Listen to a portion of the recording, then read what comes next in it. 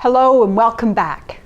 I hope you've had a good week and are ready to look at implementing some new behaviors. Last week I encouraged you to identify positive, empowering beliefs that would really support you, either in having more information to work with or to shifting your perspective. Beliefs that open the door to knowing more about how others think or perceive can be really invaluable. We can stay out of right and wrong and, kind of being defensive, which I know isn't easy, but if we can do that, we can learn so much more. So, did you notice changes when you approached life from a different perspective? I found I had to really choose pretty much one belief and really focus on it. I started my day with the intention of keeping this belief front and center so as to not let it kind of slip out of my focus. This took a little bit of mental work, but it certainly did alter my perceptions.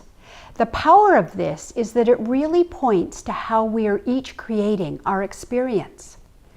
I remember my sister commenting one time that I always seemed to get great service in a restaurant.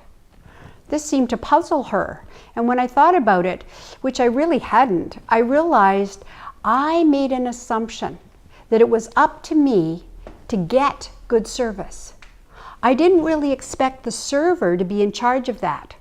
The result was that I almost always asked the server how he or she was doing, maybe commenting on how busy it was, acknowledging the job they were doing. So my point is really that because of my belief, I acted accordingly. So it could be very exciting to see what other beliefs would support a person having a great life. I also remember Dr. Glasser telling a great story of a man who sold newspapers. And every morning on the way to work, Dr. Glasser bought a newspaper and basically said to the fellow, "Have a good day." To which the fellow, every morning, grumbled and snarled at Dr. Glasser. Anyway, Dr. Glasser's friend, who met him every morning, witnessed this day in and day out, and finally said to him, "Why are you being so nice to that grumpy fellow?" And Dr. Glasser was surprised and he said, "Why would I let him control what I do?" So in the spirit of taking charge of our lives and learning as much as we can from different situations, let's talk about a strategy that can help you practice asking questions that really can allow you to gain more information. Here's some that I have used and taught in a variety of settings. And I want you to remember, every new behavior takes time to integrate and practice so that you get it locked in. It's not natural in the beginning, it takes time. So I'm going to walk you through a series of steps that you can use.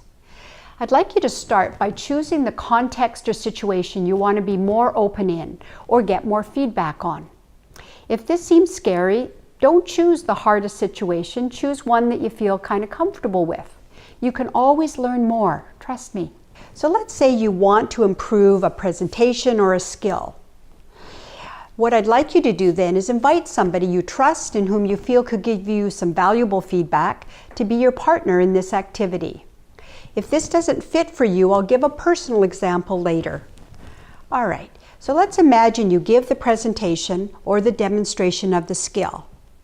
And so then we're going to walk through some steps to get some more information. The very first thing after you've done the demonstration or the presentation is to self-evaluate what you think you did well. What were the strengths or the weaknesses? Be sure to share the strengths, because we often skip that. And then have your partner share the positives as well. Because we've trained our brain to notice what's wrong and to be a problem-solving system, we often don't focus on the strengths or the positives unless directly asked to do so. This is especially important with children. We really want them to learn to evaluate their behavior and see the positives or the strengths. We also know from research that it takes time for positives to really land and sink in. It's almost like developing a photograph in the old days. It takes time for that image to fully appear. Well, it takes time for positives to really sink in, and so you want to focus on them for at least 15 seconds. Okay, so once you have both shared what you've been aware of, choose one of the following questions. These are questions that can help bring more information and data in. So for example, what would you change or do differently from what I shared? You could ask a person, what would you add or enhance or improve? What do you see could be a weakness or a blind spot in what I said or shared? And what questions come to your mind from what I've shared? Choose one of those questions or more if you want and walk through them and see what additional information you get. And then lastly, of course, thank your partner and acknowledge them, because it really is risky to give very specific feedback, and you want to appreciate them and maybe even let them know what you learned as well. Practicing asking people to tell you what they would do differently can seem risky and foreign. In fact, when you do this, people are often surprised and not sure why you're asking or what you want. So I encourage you to tell them that you're practicing getting more feedback and would really appreciate them telling you anything that they think will help. So now, on a personal example, if you're wanting to get more information, let's say there's a conversation that you'd really like to understand better, then you need to really share with them what you were thinking and feeling, and then use one of those questions that I've mentioned and see if you can gain more information from that. Personally, I know there's still lots of room for me to grow in these areas and practice. And so I'm sharing this with you in part because it inspires me to use these questions more.